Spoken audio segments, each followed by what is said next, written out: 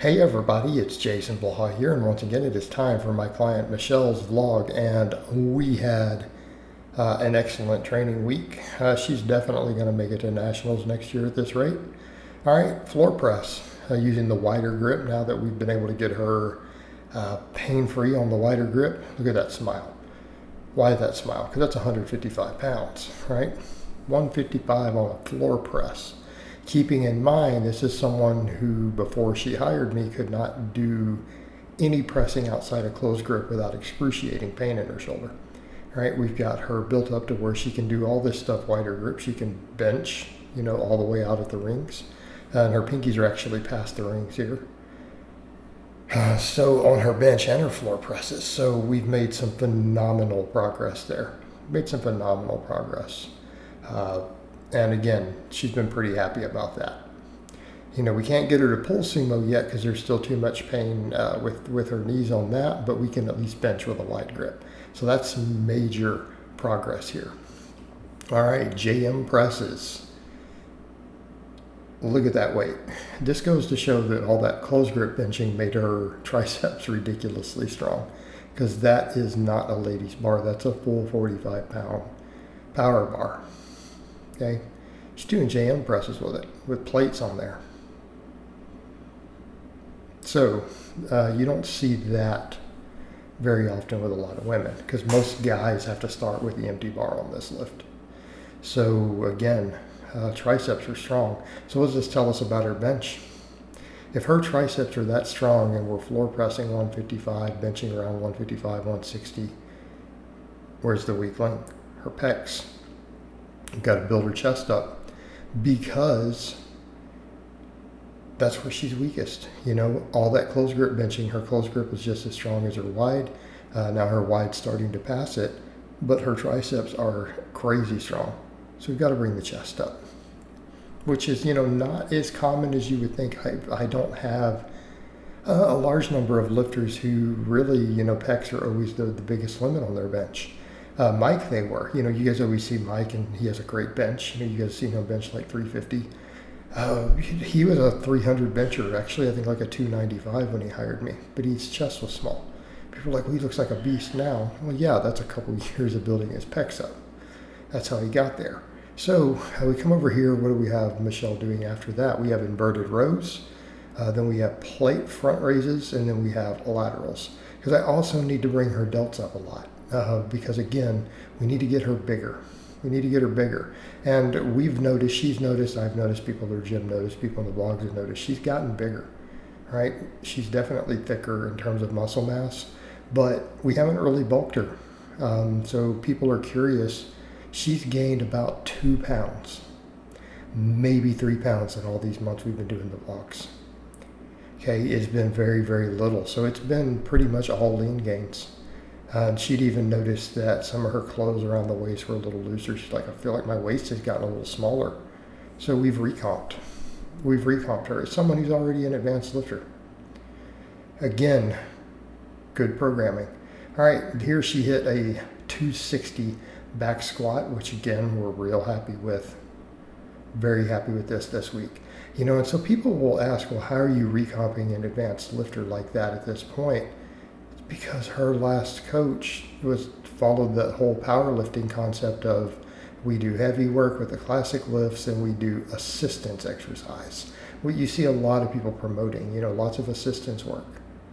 And a lot of it was still in the lower rep range. He didn't have her doing a bunch of 10s.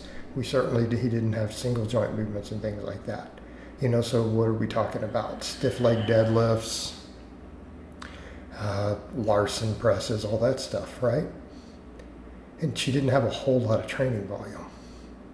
So now that we put her on conjugate, what happens? We go on conjugate, and then we see this happen. She starts recompositioning. She gets stronger, she recomps. It's a similar body weight. Okay, so what did we see here for supplemental work? I threw her chin-ups into this day. Again, I do this with a lot of lifters back and forth. A lot of times, if I want their upper body volumes to go up, what do? We don't want to just keep doing 6 sets of rows or pull-ups on upper days. We need to spread that out a little bit. We can take them to lower body days. Why? Well, because they're good deadlift accessories. And it's a good place to put some of our traction stuff. In her case, we do the chin-ups, we do the pull-ups. On the lower body day, we're putting some traction back on there. All right, then she does safety bar good mornings.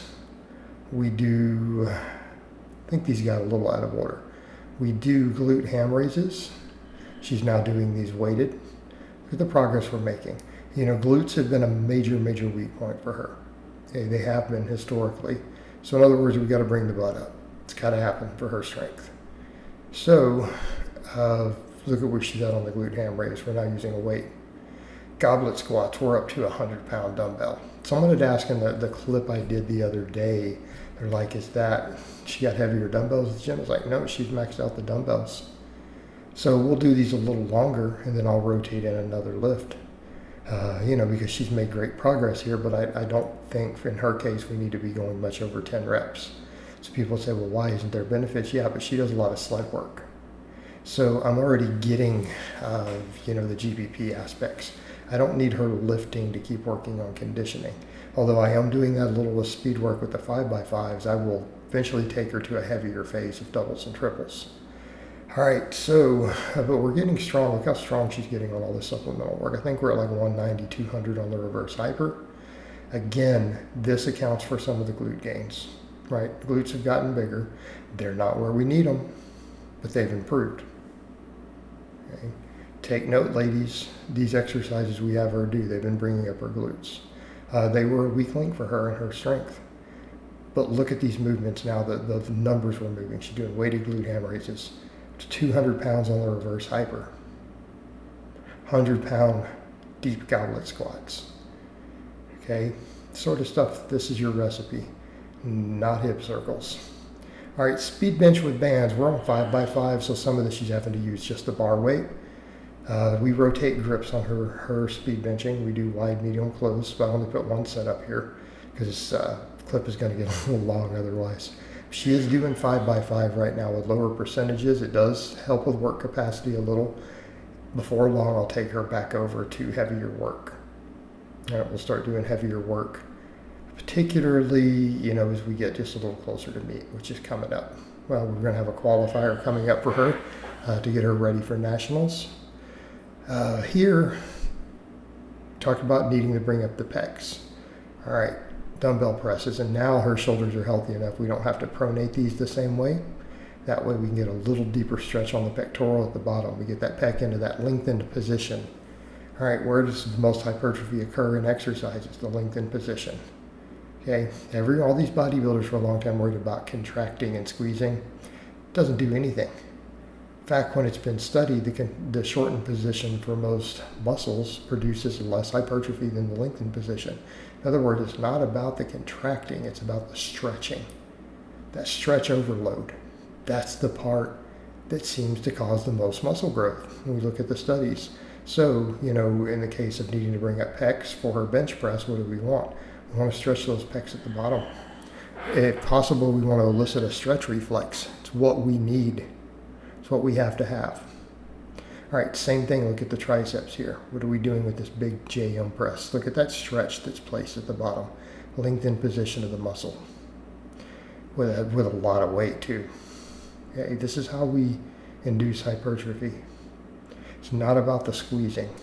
And I don't know why that became so popular. It's been pretty well debunked in labs. And I'm not saying it doesn't elicit any growth. It's just it's not a good use of your resources.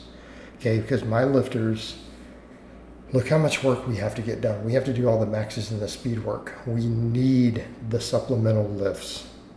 We need them to maximize hypertrophy. We can't goof off with that stuff. We can't just say, well, we'll do this exercise even though, we'll get this whatever. We need to get all these things. Remember the old positions of flexion? That old hypothesis from the magazines. It turned out it's garbage. Doesn't work. Doesn't matter if people grew on it. They grew on it because they were training. Doesn't make it optimal. In the case of a lot of this, we need these movements to get the muscle into a lengthened position because we need them to grow. Furthermore, a lot of times that lengthened position on our power lifts is what? Sometimes the hardest part. Not always, but 70% of the time. I think that's fair. On our big lifts, that's likely to be where you're weakest at. So even if we want to talk specificity, well, there you go. There are exceptions to that. And again, we do the floor press, which doesn't quite do that the same. But a lot of these other movements do, particularly for weak point training, not for general strength. I mean, floor press is great for general strength and size. All right, speed squats. Notice the bands are harder for her to deal with than the chains. So this is where we see the hamstring weakness, because posterior chain in general has got to come up. Glutes, hamstrings, all that for her. All right, she still struggles just a little bit against those bands to sit back. She had it perfect with the chains. This is how we can assess weak links. So we know the hamstrings have to keep getting stronger, but she's doing weighted glute ham raises, so they will get stronger. All right, speed pulls. All right, watch what happens on her speed pulls. You see that, the glute weakness? She needs more hip extension strength. Okay, we keep working on it. Now also keep in mind though, she can't do wider stance, so she has to do that narrow stance, which is good though. That narrow stance gives us the most leverages. If you're lean, she's lean. All right, doesn't mean she's bodybuilder lean. She wants to get leaner. She said, after we do this next meet coming up, I want to trim down, get abs. Like, okay, we can do that. Or at least after nationals. Right here, chins. So after the speed work, we do chins. We do our good mornings. We do the other stuff. I took the glute ham raises out at the end because, quite frankly, this thing's going to run over 13 minutes. It's going to be crazy long. Because she gives me quite a bit of footage. And she's one of my highest volume clients. That's something I bring up too with people. They're like, why is her volume so high? I thought you said she wasn't running gear. Due to the medical condition, she probably can't run gear. It's kind of a problem. She's actually scared to do gear. I'm not going to get into her details. She can tell people if she wants. But she is actually afraid it could be dangerous to her health, or even to her life. So she chooses to be drug-free, but she'll still compete in untested meets. She's done both. And I'm fine with her doing both. Just if we're going to do nationals, I like the untested nationals. Because I can actually go be there and work that one and compete in it if I want. I'm already qualified. So she does both though. She does both types of meets, which is fine because she's drug-free. So we come over to that point, why the drug-free and yet the high volumes? Because she's a woman. Simply put, guys, women have a higher volume tolerance than men. We know this. It's been studied. And then, of course, we do the weighted glute ham raises, which I left in just one more time because it's, pretty impressive for a woman to be doing that. Again, weights on the glute ham raise. A lot of dudes can't do that. A lot of strong dudes can't do that. So it's always nice to see it. All right, guys, but that's really all I have to say on that today. I hope it's been informative, and I'll talk to you guys next time.